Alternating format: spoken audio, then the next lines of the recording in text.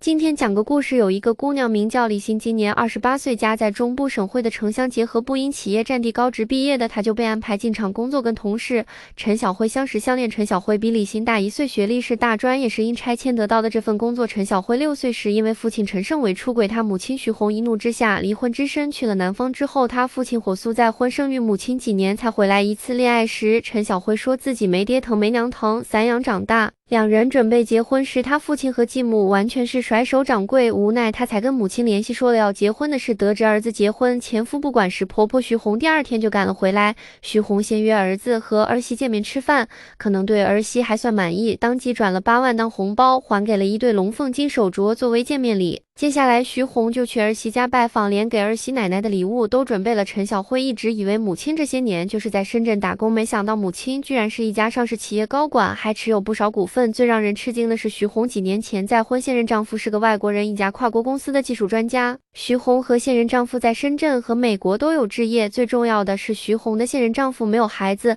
那次回来，徐红把一切安排得明明白白，先将去世外公的还建房过户，给儿子当婚房，又把婚礼办得热闹排场，还带着外籍老公在婚礼上接受了儿子和儿媳的敬酒。公公和继母直接没被安排出席婚礼。婚礼后第2天，陈小辉与李欣才去陈小辉的爸爸家里吃了顿饭。继母抱怨养了继子这么多年，继子结婚却让别人抢了风头，然后拐弯抹角的打听徐红的现状，各种酸。公公不服气的对儿子说，别人都说你妈是个狠女人，当年丢下你不管，发达了才知道，回来瞎掰。婚宴之后，从徐红表妹那里，儿媳李欣知道了徐红这些年的奋斗史，相当曲折。徐红是当时比较少见的中专生，结婚时才20岁，选择公公陈胜伟是因为他是货运司机，见多识广，也能赚钱。后来他升职当了车队队长，跟搞调度的女同事攀扯不清，徐红一怒之下离婚，带了2万元，只身去深圳投奔闺蜜熊静。他俩从小学到财贸学校一直是同学。熊静毕业后跟男友去深圳淘金，撞了不少次南墙后，他甩掉男友，做了老板的情人，过上了金丝雀的生活。看到徐红婚姻失败来投奔自己，熊静说徐红是傻瓜，老早嫁人，浪费了大好青春，最后还不是一无所有。其实徐红骨子里是看不起熊静的，觉得自己比她漂亮，还自修了大专文凭，有工作经验，完全能靠本事养活自己。但初来乍到，徐红找工作四处碰壁，最后还是熊静的情人提点徐红先学好计算机再去应聘，就这样她厚着脸皮霸占了熊静家的电脑，自学自练。因为白嫖了别人的房子和电脑，徐红要负责做饭、打扫、陪逛，夜晚学习时隔壁还有刺激的声音干扰。在1个月内，徐红掌握了基本的电脑知识。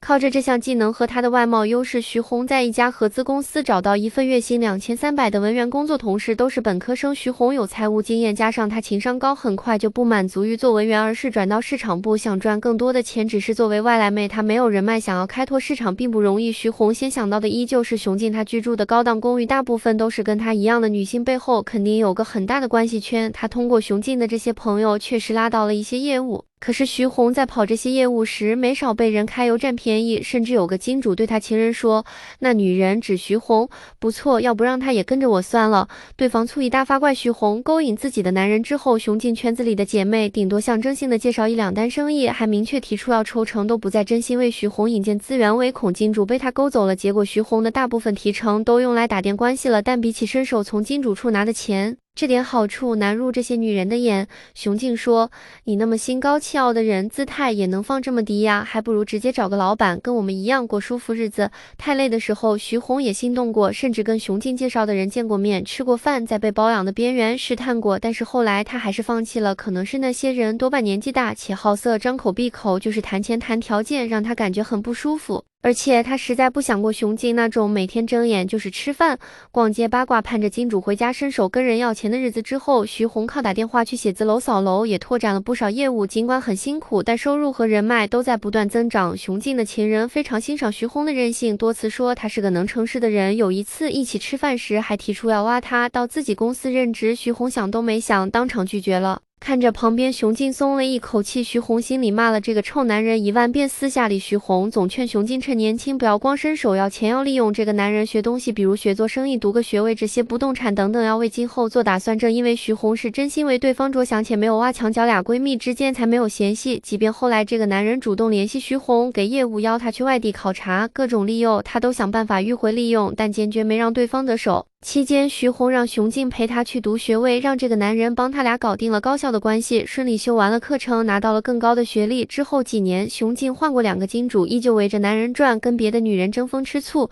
徐宏换过2次工作，薪水翻了10倍，他依旧用闺蜜的圈子认真搞事业，然后带着熊静投资了2套房子，也积累了第一桶金。2012年，徐宏所在的公司要扩大规模，给了中层入股的机会，他卖掉了1套房，成了公司的小股东。后来这个行业赶上了风口，发展迅速。3年间，他跻身公司高管，还在工作中遇到了大他13岁的外籍老公雷德。雷德非常痴迷徐宏，初次见面就不吝赞美，热情的让他难以接受，甚至有点反感。后来的工作对接，他干脆把事情交给下属，自己都不再出面了。孰料这个雷德竟然为了徐宏跟公司申请常驻中国。后来因为工作缘故，他们有过进一步的接触，徐宏才发现雷德是有真材实料的技术大拿，在业内很有影响力，也是名副其实的黄金单身汉。最重要的是，雷德对追求他这件事非常执着。在决定跟雷德恋爱之前，徐宏还托了朋友了解过雷德的婚姻状况，确认他之前离过2次婚，没有自己的孩子，在法律意义上确实是单身后，才答应了他的追求。这个阶段，徐宏已经年近40，但在别人眼中是名副其实的成功职业女性。多年以后，熊静和他圈子里的朋友，要么带着存下的钱回老家找人结婚了，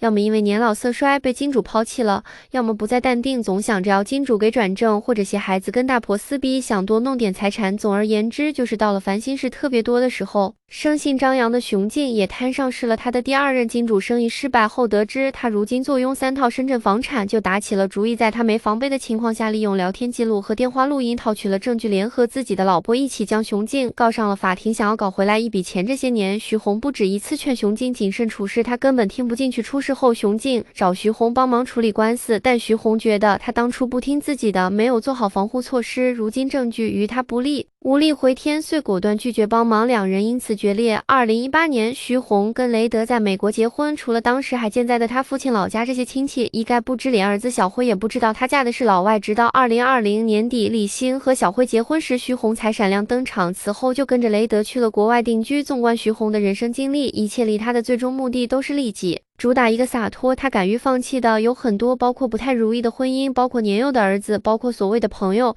如今李欣和陈小辉作为晚辈也是受益者，即便母爱缺席了很多年，陈小辉非但没恨徐宏，还很感念他对他父亲的感情，反而很淡漠，这就是人性呐。李欣叙述婆婆徐宏的故事时，抱有一种既敬佩又狐疑的心态，敬佩是觉得婆婆真的了不起，狐疑是她不太相信婆婆的成功冰清玉洁。李欣的狐疑可能也是很多人的狐疑，但作为一个研究人性和事项的爱好者，我更倾向于徐宏没有靠男人，他靠的是自己。时至今日，依然有相当一部分人不相信女人能靠自我奋斗成功，但凡碰上成功女人就会腹诽她靠了哪个男人。事实上，现在很多聪明能干的女性靠自身奋斗就能成功，甚至她们能包养或成就某些年轻的牛掰男人。不过，为何要把没有靠男人打上引号呢？徐宏没有用心跟男人换钱，并不代表他不会利用男人，需要说明的是靠自己只是一个相对的概念。如果从绝对角度来说，世界上没有任何一个人能完全靠自己取得成功，必然要借助利用别人的力量资源。譬如刘邦，他当然是靠自己奋斗当上皇帝的，但他先要靠陈吴揭竿而起，形成燎原之势，再联合项羽、陈馀等人灭掉秦朝，最后依靠韩信、萧何和张良等人消灭项羽和众诸侯，才能登上皇位。否则就靠他一人，哪怕浑身是铁，又能打几颗锭？